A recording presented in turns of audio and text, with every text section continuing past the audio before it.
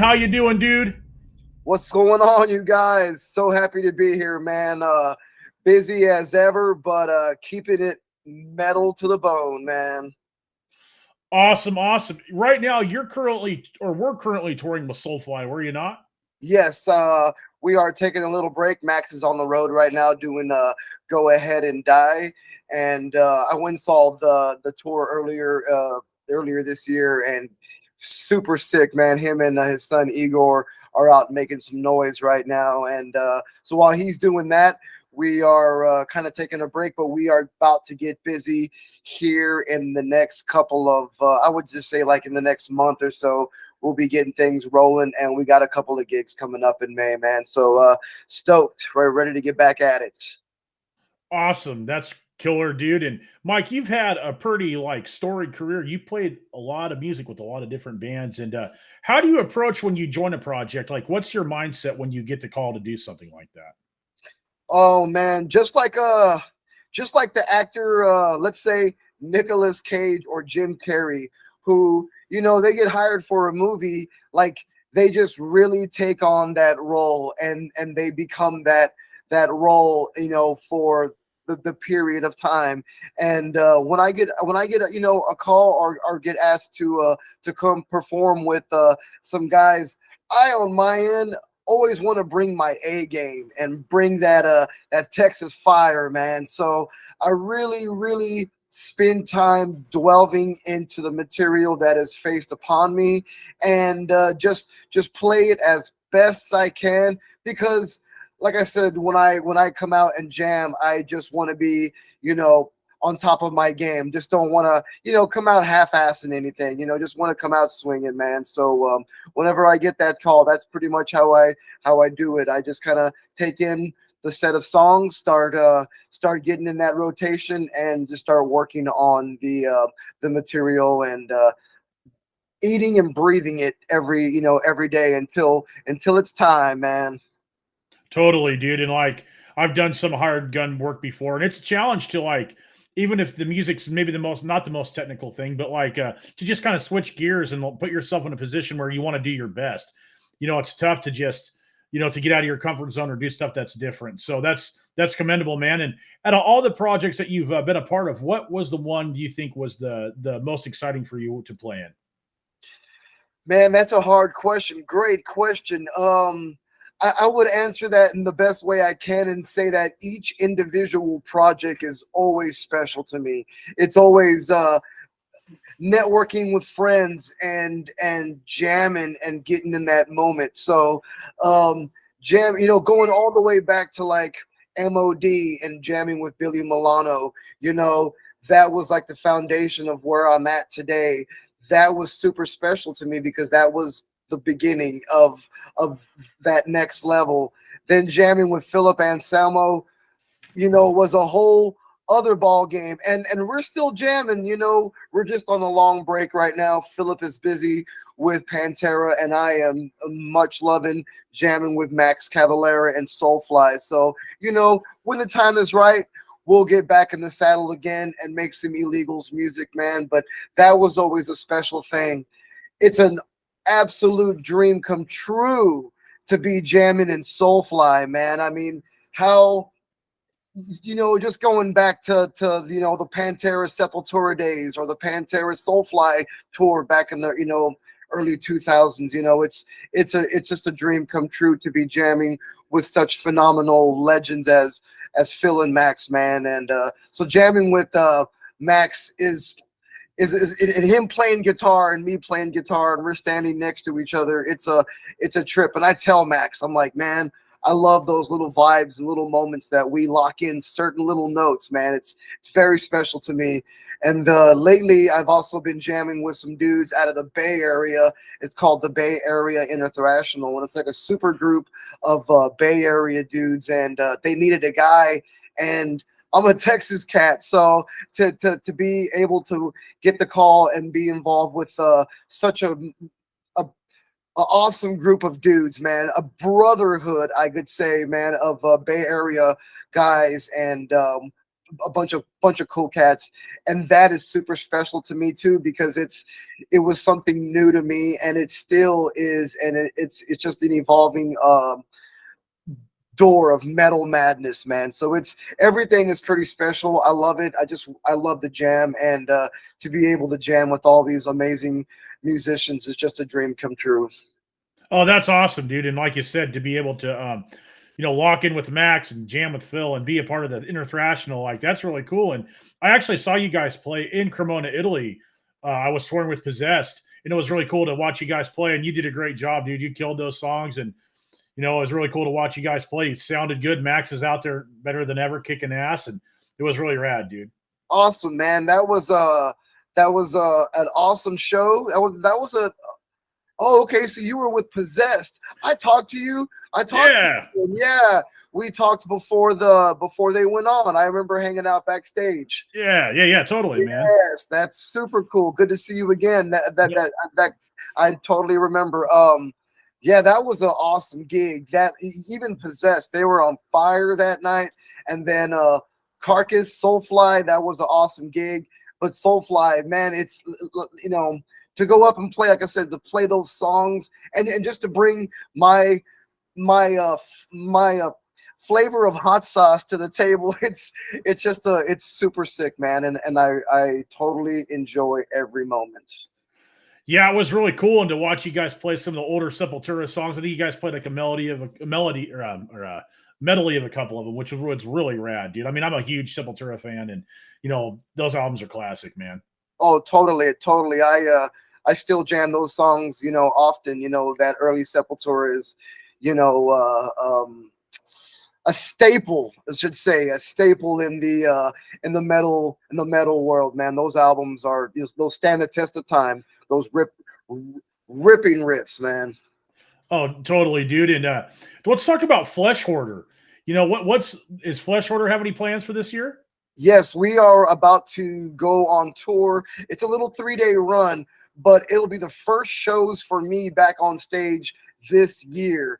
And Flesh Hoarder is a band that's been around about 12 years now, and it's been great. We're a bunch of local dudes making brutal death metal, and we have a few albums out. So we did some shows with Lamb of God and Pantera last year. We are starting this year with a band called Necro Goblicon, and it's super cool tunes. We were invited to come out and do 3 gigs. That'll be coming up in a few weeks, and we are looking forward to getting back on stage and playing some tunes, as well as Flesh Hoarder right now is knee deep in writing brand new material. We honestly have been turning some shows down just to focus on new music, and then we got offered this opportunity, and we're ready to get back out there and jam, man. So things are looking really, really good. Staying super busy with Flesh Hoarder and having lots of fun doing it, man. That's awesome, dude. And it's cool that you're playing some brutal stuff. And I was going to ask you, dude, like, what is your preferred style to play? Because you played a little bit of everything, thrash, some groove metal stuff, like brutal death metal. Where does your heart lie, dude? Man, that's such a good question. I guess I would just say my heart lies in just metal, like just, I mean, not just metal. It's just the guitar, like I love playing metal, but when I'm here at my home, I'm playing like a bunch of like Santana Latin groove, and then I'll be playing some Pink Floyd or some Steely Dan, and then I, flip the switch, and now we're jamming some Priests, or we're jamming some Slayer, or we're jamming some Soulfly. So, I just love playing the guitar, but I would just say metal in general, whether it be extreme metal like the Illegals, which was really fast and obscure, to the groove metal that Soulfly brings, to the death metal that Flesh Hoarder. The word metal is in all those right there, man. So it's just a continuation. I just, my heart lies in the metal, man. That's where I grew up. But then, like I said, flip that switch, we got some Van Halen, man. So it's a little bit of a little bit of everything, man. It's great. Oh yeah, dude. And like as musicians, there's something to be learned from so many different styles of music, and like Carlos Santana or Pink Floyd. There's so many other great guitar players, and Steely Dan. Walter Becker wrote a lot of really Oh, good songs. dude, the he was the groove king, man. For like dad rock, I guess I should say. Dude, he is like if you know Steely Dan, you know Walter Becker, you know those licks, man. He had just the licks and the solos and just that feel and that touch, that jazz rock, man. He was such a great player, man, for sure. One of my favorite bands. Yeah, dude, and like those guys were all like world class studio musicians. And I watched this thing with like Steve Lukather talking about how good those guys really were. And Steve Lukather's got some really cool stories, like one of those old school dudes that's been around. And it's not weird to hear that like Steely Dan has an influence on people that play metal or guitar because it's like good music. Definitely. And honestly, while we're on that subject, guitar solos, like even in shred solos, like if you put a Steely Dan lick in the middle of that shredding solo, it just puts the best spin on it, and it'll be something that'll be memorable in the middle of that guitar solo. You can be shredding, but then you put a 2 second stop and spin of a little bend of a note and a pull off or something that just makes the solo even better. So it's definitely there, and it's apparent for us metal players, man, for sure. Absolutely, dude. And speaking of which, so who are your, I mean, that's always a tough question and it changes every day, but like who are your favorite guitar players or your biggest influences, dude? Because you cover so much ground. Like I'm sure you have a wide variety of guitar players that you like, but who are some of those people? Man, I'll list five. Let's go with five of my favorite guitar players, and I'm always gonna start. And don't I get hate for this answer? Sometimes it's like awesome. Sometimes it's like, dude, what are you thinking? But I'll always stick to my guns and say CC DeVille from the band Poison was always my favorite guitar player growing up as a kid, and I'll stick to my guns always on that because, like I said, he had licks and he had shred solos, and you could still listen to a Poison solo and just air guitar right along to it. If you know the music, you know those solos. So CC was always my first guitar player, followed by Eddie Van Halen, followed by like Joe Perry of Aerosmith, just someone who doesn't really get the recognition in the metal world. He had the clean guitar solo. He wasn't even shredding on a distortion. He had the clean solo, and it was so good, and then obviously coming from Texas, the reigning king, Dimebag Darrell, baby, huge influence. He was plastered all over my walls as a kid. I don't know if that was number four, or five, but well, number five, man, the heavy hitter, that would probably go right to James Hetfield. And then there's Zakk Wylde, I could go on and on and on, man. Randy Rhoads, Carlos Santana. Just keep going on about guitar players, and but there's every one of them had an influence on me one way or another, man. For sure, dude. And like a lot of the names that people have told me or that I like too, are the names that we all share from our era growing up and listening to stuff like that. And it's cool to hear like some rhythm players like James, who's a great rhythm player.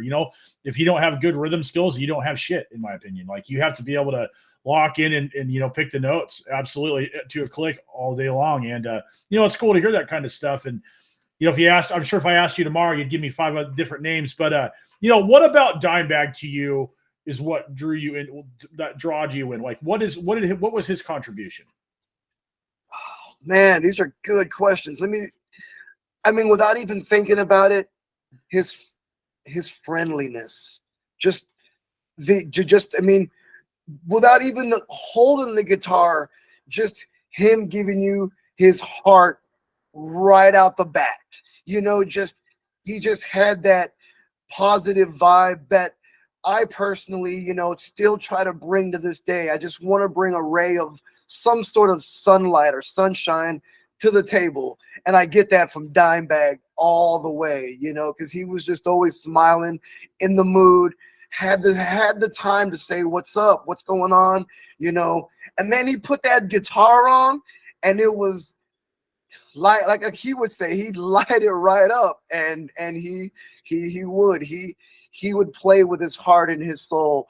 And again, back to guitar solos, and real quick, his solos are so memorable, and that was just something that always just stuck with me. Was just the melody and the moment and the just he was always feeling. And then came the songwriting, which was gigantic, with the riffs like Walk, or The Art of Shredding, or Heresy, or I'm Broken, just so many monster riffs, and Rex on that monster bass, and Vinny on the drums. Dime and the guys were just, especially like I said, coming from Texas, it was just like in our blood that you were a Pantera fan. But if you played guitar, you felt even closer to Dimebag. And I never met him. I got to meet the other dudes, but never met Dime. But just to finish this off, he was just like as if you did meet him through those videos, and through the feeling you get. It was almost you met him, because he was just right there. But so that was one thing that I'll always take away from the man. He had a heart and he had soul. Yeah, and like Pantera, obviously an influence of anybody that's picked up a guitar in the last 30 years or whatever, 20 years. But like that was the thing about Dimebag, is he wrote good solos and he wrote good songs. And like I remember hearing like Slaughtered, and Oh, and Shedding Skin, like those songs, right? The songs I like because I like the more heavier, aggressive stuff. Not to say that I didn't dig, like I went back and listened to like Projects in the Jungle and I Am the Night and stuff, and power metal, and it was cool for what it was. And the guy's a great guitar player, so I can understand why so many of us are influenced by him. And like his personality, like he was always welcoming to people and was always kind and courteous. That goes a long way. And I'm sure as somebody that's been in so many bands, that you can really attest to how important it is to treat people with respect and kindness. oh man, it is gigantically huge to be cool to people, because a year later you play a festival in, just like you said, Italy, in the middle of nowhere, Italy. We're all hanging out together, and then just say you're not cool. I don't want to go into like being an asshole. Just say you're not cool to somebody. Well, a year later, you're back at the same festival with the same dudes, and they're the same guys moving the gear around. They are gonna remember you from the year before, or the 2 years before, or whatever. They ain't gonna forget, man. So the same thing goes with the fans. The fans that you meet all around the world, you come back around again, and just like Dimebag, they remembered you because you were so cool and just so outgoing. And even in your bad moments, you just got to be cool. Just shake it off and be cool, because these people, it's a big deal to them. That 30 seconds is a big deal to these people. And I always see it like that. And I'm still a fan, and I'll always be a metal fan. And so it's just, you just got to be cool to each other, and because it goes a long way, man. Absolutely, dude. And speaking of being cool, like you didn't you do some of the Pantera rehearsals for the upcoming tour before Zakk was ready? What was that like? Man, I was actually over in Europe doing my very first appearance with the Bay Area Intertrashional, and we just played to 10,000 people. It was nuts. It was a who's who on stage. It was awesome. I got back to my hotel room a few hours later, and I'm like shaking off the thrill of being on that stage with all these awesome players. And I had a missed phone call from my big brother Philip, and he said to hit him up. So I remember sitting in the restroom of my hotel room in Holland, man, and I gave him a call, and he pretty much said 2 weeks from that moment, which was in August, he said, I need you in 2 weeks for the very first Pantera rehearsal. This was rehearsal numero uno of all of them. And Zakk, he was busy doing Black Label Society all that year. So I think he was even doing one Aussie appearance at a football thing that year too, if I'm not mistaken. And so he was busy. They needed a guy to come in, and I got the phone call. And I remember doing all the Pantera stuff with Philip about a 2 years difference. So to get that call, like I said, man, it was changing gears big time from learning this long thrash set from the late 80s to jumping right into this Pantera set that I was just given. I'm like, all right, I got to move gears right back into this because I got to be in a room in 2 weeks, and it's going to be with Charlie Benante, Rex Brown, and with Philip Anselmo. And I just knew that it was very special and a big deal. So I really, really wanted to bring my A game. So for the next 2 weeks, I lived and breathed those songs. Leading up to the actual day of getting there, 2 days, I get a phone call, and I'm working, here in town, and I get a phone call from Grady Champion, who was the Dragon, the Dimebag's guitar tech, long time guitar tech, and he's calling and he's like, hey man, let's get the rundown. What are you bringing? This is what I got, and then he ends the conversation, and nobody knows these stories, but like he ends the conversation with, "You got some big shoes to fill, son." And I remember hanging up and like standing in the parking lot of my job and thinking to myself, this dude is not lying. These are some big shoes to fill. I'm about to go jam with the new version of Pantera. So a couple days later, I get down there, and I had no clue how it was going to be. Like, I thought it was just going to be me and the guys, maybe a couple of extra folks. Well, it was, the production starting to get rolling, and there's people there. And we're out at Philip's house, and I always call that my second home because I spent many years in his home and in the jam room. So I always felt solitude every time I was there because it was nice and peaceful. So it was good to be there again. And but this time it was a very historic event. I knew we were walking into some very important days ahead of us, man. And I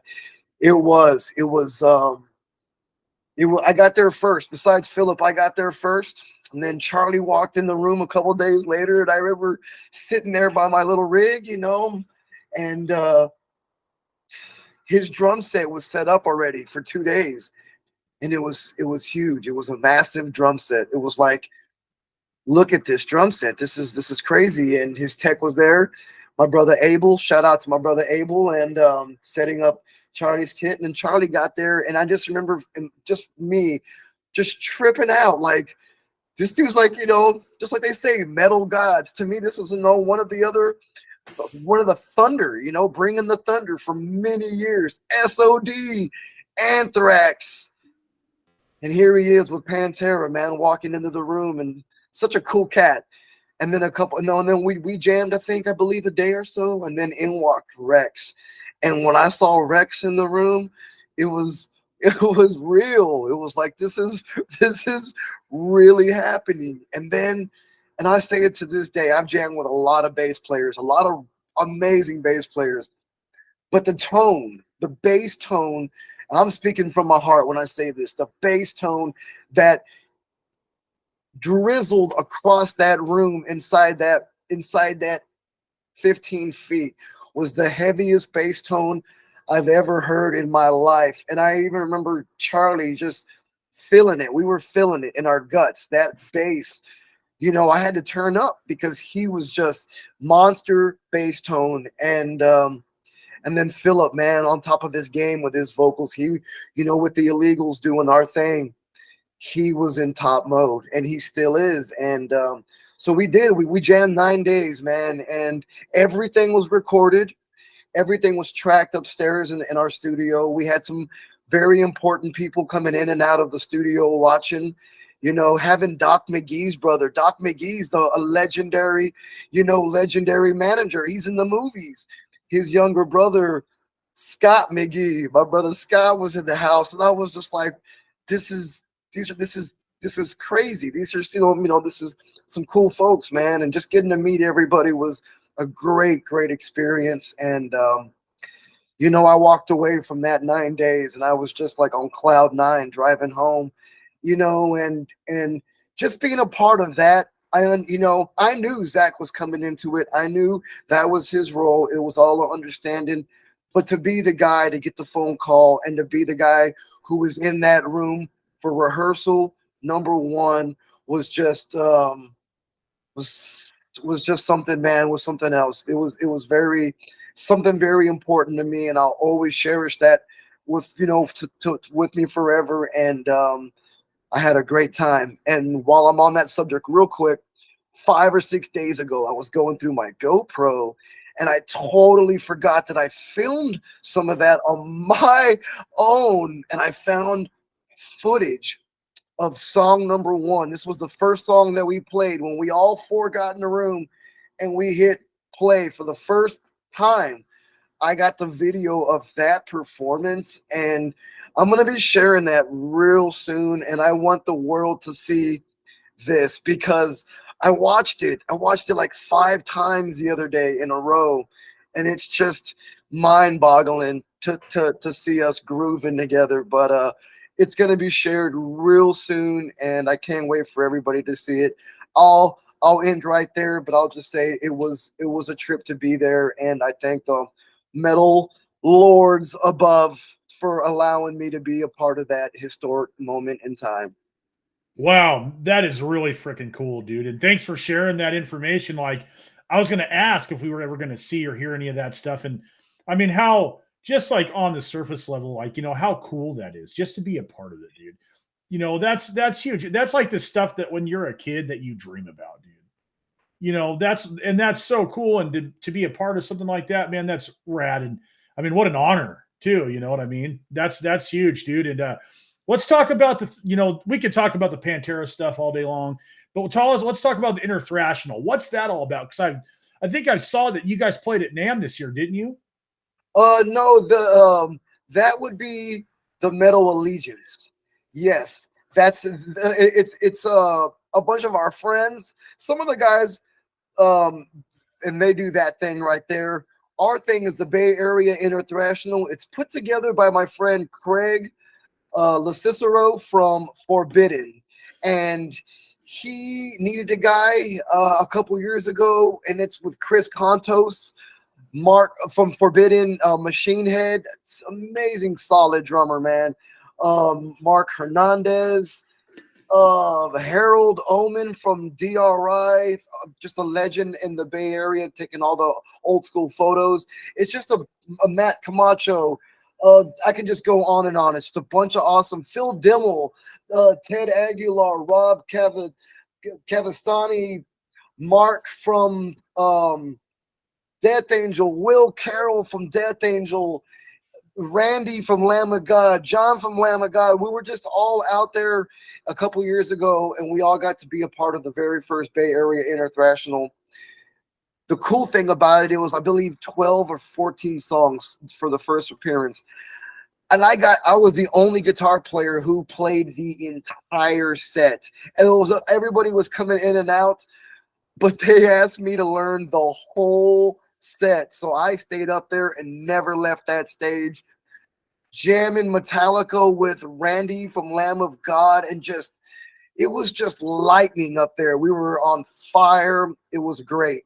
Then we got to do it a year later in the homeland of San Francisco. We got to play the Great American Music Hall. I'm glad I'm remembering all these little moments, and it was phenomenal. It was a 4-hour performance. At that one, it was very special. It was a tribute to each part of the world, the thrash world, from Europe to South America to America. It was very cool, and we will be appearing again this summer at Dynamo in August. So looking forward to that, and it's going to be awesome, man. More thrash memories. Got some more songs to learn, and I love it because it always tightens up that right hand, having to learn these very hard picking thrash. You could go from real fast to tricky little things. So it's really cool, and it makes you a great, a better player, and I love taking on all this cool stuff, man. So that's coming up soon. And I just want to thank Craig and crew for, letting me be a part of it, man. It's an honor to jam with those guys, and it's always so much fun. Dude, I saw Forbidden at a I where was that? Was it Brutal Assault? I saw no, it wasn't there. It was gosh, Last year, that's right. They yeah, were out there. That's right. yeah, I can't remember where it was, but dude, they were awesome. Steve Smythe was playing guitar, and they had a new vocalist, I can't, Norm Skinner. Yeah, Yeah, he's a part of the Bay Area. We jammed with Norm when we did the San Francisco thing, and what a voice on Norman, man. He the boy can sing, I should say that. Dude shreds, man. And we got to do an Anthrax song together with Norm on vocals, and it's you know, all those guys. And real quick, while I'm on this, I just got hired for another gig I'm going to be doing in June in the Bay Area, totally separate from the Bay Area. This one's going to be called A Waltz in Violence. It's being put together by my friend Dylan Waltz, and it's just so far just a one-off, but I'm learning a set of songs right now for this show in June, and it's going to be me on guitar, my friend Dylan and Norman singing some songs, Steve Smythe on second guitar. So you got me and Steve. I can't believe it. Dude is a shredder. So to be able to go back and forth on solos with Steve is going to be, like I said, I love this. I love music. I love jamming, and I love getting away and ripping, man. So I can't wait for that show. And then you got Will Carroll on drums from Death Angel, and then the bassist from Flotsam and Jetsam. I believe his name is Bill. I could be wrong, but I think his name is Bill. Going to be jamming on bass, man. And I am super excited about it, man. I can't wait. Nothing but awesome players. So, like I said, I always just try to bring that top tier game, man, and rock with the best of them, man. I can't wait. yeah, dude, and playing with people like that's going to keep you on that sort of level. Always, like the one thing I'm getting, dude, is like you're always striving to do better, and that's really cool. Like, that's how you stay on your A game, and that's how you keep getting employed, right? Is keep learning and doing your best and performing at a high level. That's pretty. That's how I like to do it, man. Because you'll keep getting those offers and you'll keep getting those opportunities. Again, got to be cool. Always be nice, be cool, and then at the same time, just bring your A game, be fun to jam, and be ready to rock and roll. And that's just how I like to be. And easy going, roll with it, man. Smoke a little weed and just ready to rock, man, and have a good time, man. So it's just easy going, and like I said, it just keeps you on your A game, jamming with such phenomenal players, man. And so I'm really looking forward to this show in June with these guys, in between Soulfly, in between Flesh Hoarder, and so on and so on, and a lot of writing here at home. I spend a lot of time writing music, so it's just always trying to move forward, man. Dude, that's all you can do, and it sounds like you're kicking a lot of ass. Mike, thank you for joining me, dude. Is there anything you'd like to say before we wrap things up? Man, I could keep going. This has been a great talk, I will say, man. I can always come back and have another conversation. We could talk a million more stories. Yes, let me send a quick couple of shout outs while I have a second real quick. Much love to the homies at Dean Guitars. Just got a new Dean guitar ready to rip some shows with. Shout out to Dean Guitars, Richter guitar straps, Pig Hog cables, Ernie ball strings, EMG pickups, Inky cases, and the Futone for making for supporting the metal and keeping that dream alive. And like I said, moving forward, keep on the lookout for Flesh Hoarder. We got some shows coming up. Check us out on our social media. Soulfly got some things to announce very soon. Keep an eye on that social media. Bay Area Intertrashional coming at you in August. A Waltz in Violence. Keep an eye out for the blabbermouth videos once that hits the pages. And if you want to keep up to anything that I got going on, man, hit me up at Metal Mike Tejas on Instagram, and you can hit me up on Facebook. Thanks again for having me, man. Great talk, and keep the metal alive, brother. I appreciate everything. I'll see you again on the road. Hell yeah, dude. Thank you for joining me. Have an awesome rest of your night, bro. Thank you so much. I'll talk to you soon, man. Later. Cheers.